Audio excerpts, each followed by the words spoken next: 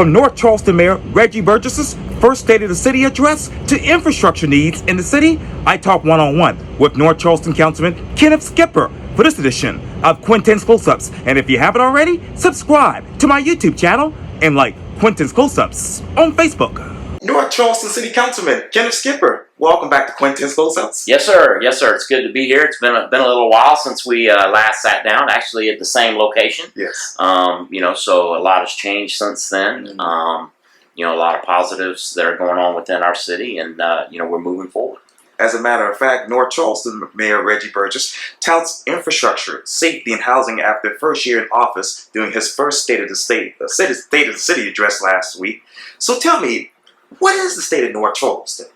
North Charleston is in a very strong position throughout the region, especially when it comes to finances. We've been very fortunate, that our financial footing is very well sound.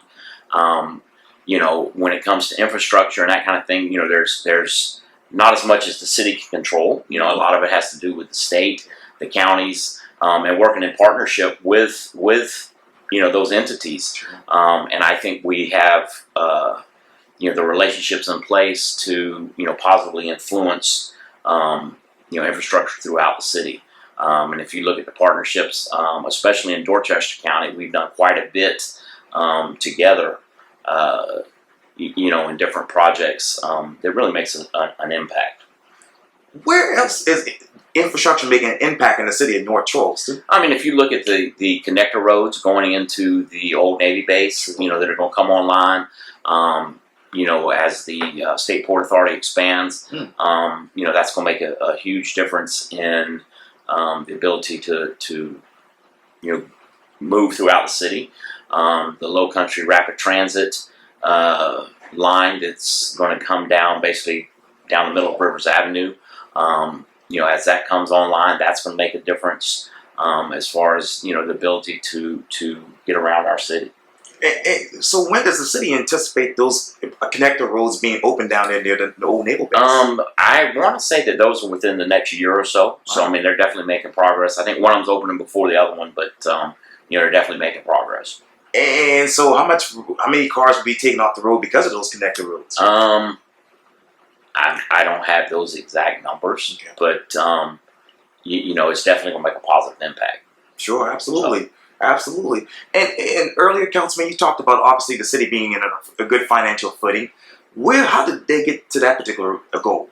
A lot of it has to do with different parts. The development, say in Westcott, the development across the Ashley, sure, and then the strong business relationships and the businesses that are in North Charleston. So all of that factors into our overall financial footing. What exactly is that development plan for Westcott?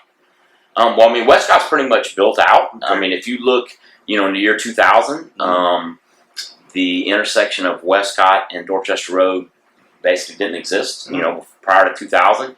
So in a 25-year period, if you look at the number of homes that have gone in there, the success of the golf course that's there, sure, that's had a huge impact in our city. Wow. So now that that's been built out, I know you all are focused on, obviously, Watson Hill and whatnot back that way. What I wanted to say was this: what exactly is the development plan for that? Well, part of Watson Hill is pretty much, developed out. They limited the total number of homes that can go in there. The other properties over there, it hasn't really been completely flushed out as far as how many single-family homes are going to go in there. But it's something we continue to look at and study to make sure that we do, as we grow, that we're growing smartly in conjunction with infrastructure. What is the current growth rate right now for the city of North Charleston? I'm not sure exactly what the percentage is, but obviously we're growing at a pretty rapid rate. Wow. And with that rapid rate, what resources do you have in place to make sure that you all can grow smartly? A lot of it's got to do with zoning, and we continue to look at our zoning regulations. Sure.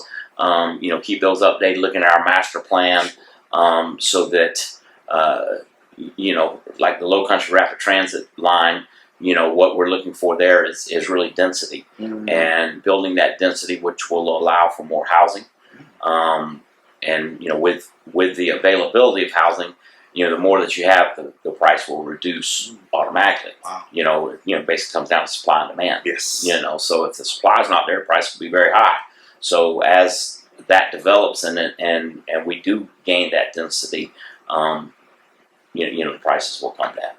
And we're sitting right here behind Rivers Avenue, really. Right. But where exactly can you put more density in that area in conjunction with the low Well, I mean, if you look at the where the old Naval Hospital is, that's going to be a focus, and you're going to see that area particularly develop. But you'll have transportation nodes that you'll have shopping, housing, it'll all be right there at that particular stop. So as that develops, and it's a long-term plan. I mean, it's not going to be in 26, but as it develops, you'll see it definitely changing. It'll change the landscape of the whole Low Country. So in that particular area, Councilman, how many homes can you possibly put there? Well, I mean, it's going. That's all dictated by our zoning. But the idea is for it to be more dense. Yes. And eventually, the entire area is going to have to go up. We can't just keep going, out. Right. So, but it's going to be interesting, and the demographics are changing, and the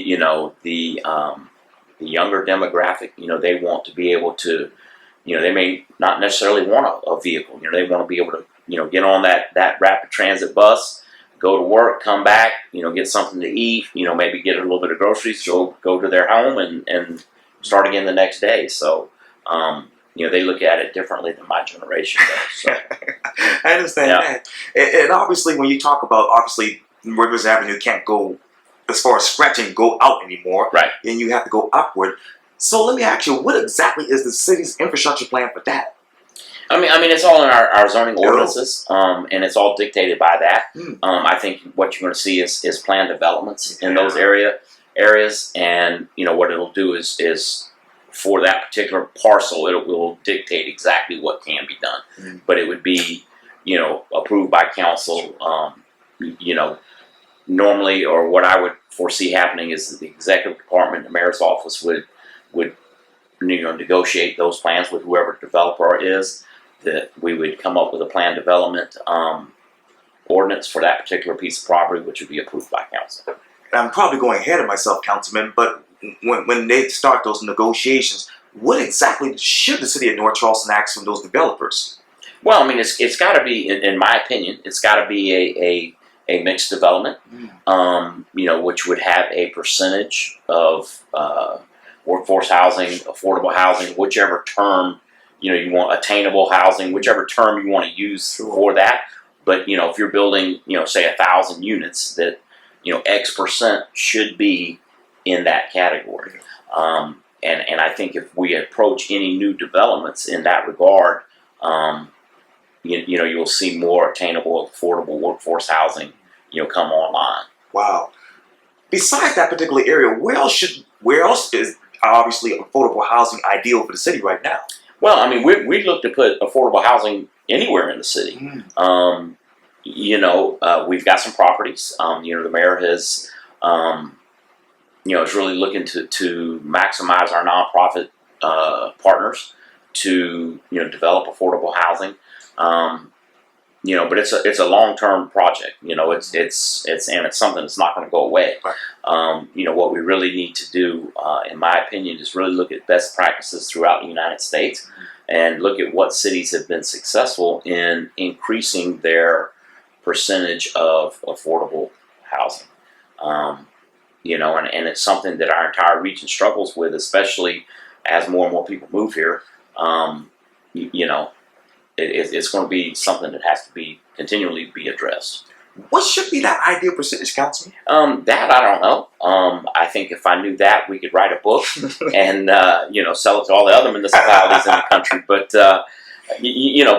there's obviously some best practices out there, and that just needs to continue to be looked at and adjusted. As to what meets the majority of our population here in the city. So. And as you consider right now, what is that population rate? I mean, if you look at the last census, I mean, we're 125,000 or so residents.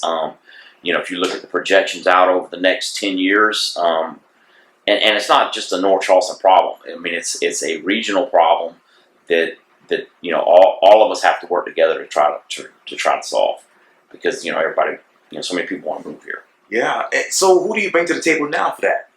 I mean, really, that's handled through the mayor's office. And I know that he speaks with the city of Charleston regularly. He's looking at what the folks down there have got online. We work with North Charleston Housing Authority. But really all the stakeholders, we're in discussion with them on a regular basis. Wow. Now that we have a lot of people moving to this area, what other new trending topics that you want to bring to the table and actually discuss? Well, I mean, if you took a poll, especially at 7:30 in the morning when everybody is sitting either on Ash Phosphate or Dorchester or I-26 or and North Charleston, we're unique in the fact that pretty much everybody travels through our city. Whether they're going downtown, whether they're going to Mount Pleasant, West Ashley, if they're coming from the Somerville area, all of that traffic and all of that flows through our city. The South Carolina DOT, the Chats Committee, they continue the widening project on I-26. Eventually you're going to have the reconfiguration of 526, that intersection, where 26 and 526 meet. Oh, yes. And as that additional lanes come online, it's going to make a difference for the entire region. And so when do we foresee that coming online? You're talking, they've got a plan that goes out to 2050, which, I may or may not be around in 2050. But, Jesus will be back by then. Yeah, well, who knows, But, it's all laid out as far as time frames and that kind of stuff, so.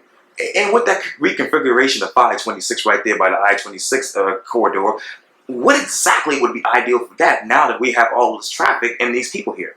Well, I mean, they've got two projects. One that goes, basically towards West Ashton, and one that goes, in the other direction towards Clements Ferry and over to Long Point Road. Sure. And eventually even the Don Holt Bridge will be, reconfigured, replaced, widened, and all that's going to, significantly impact our travel. I know that's a county issue and a state issue. But for a North Charleston, from a North Charleston perspective, that is, Councilman, should the Don Holt be widened? Oh, I think so. I mean, I think you have to widen those, those corridors just because of the number of, the amount of traffic that's on there currently. And hopefully when they do make those improvements, that it's projected out far enough to where, we're not in the same situation we're in now. What other situations do you foresee with obviously widening or even, taking care of the current situation on the bridge? Well, I mean,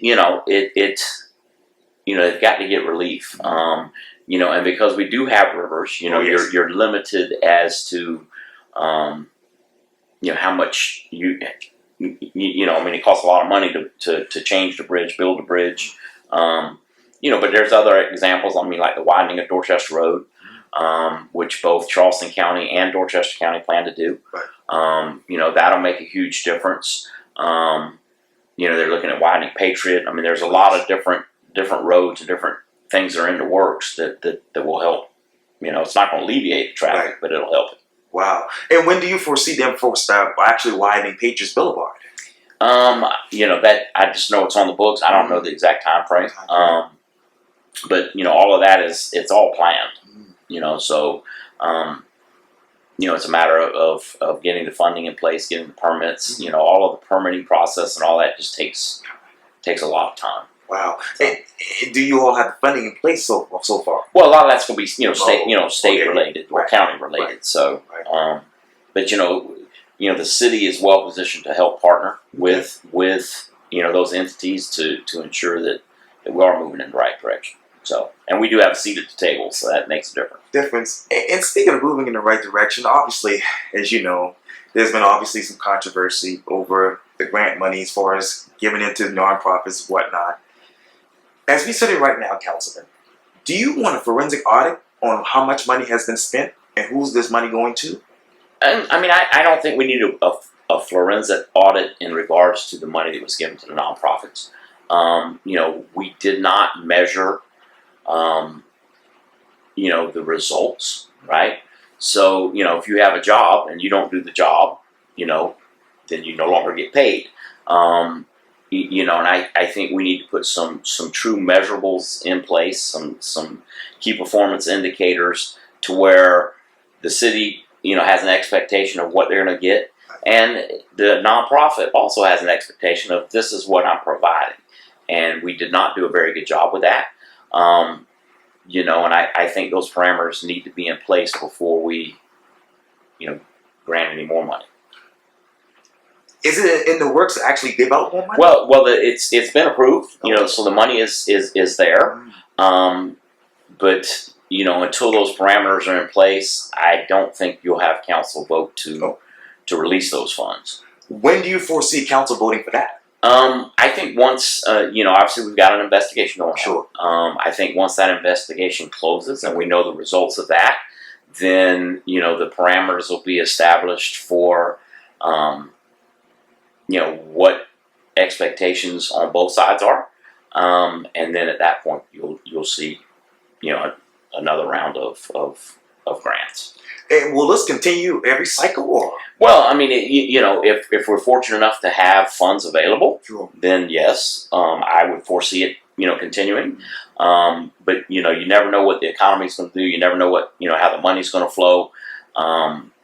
You know, I would think if I was a nonprofit that I would want to have, you know, multiple sources of funding, so that if one source goes away, then, you know, I've got other sources to sustain my operation.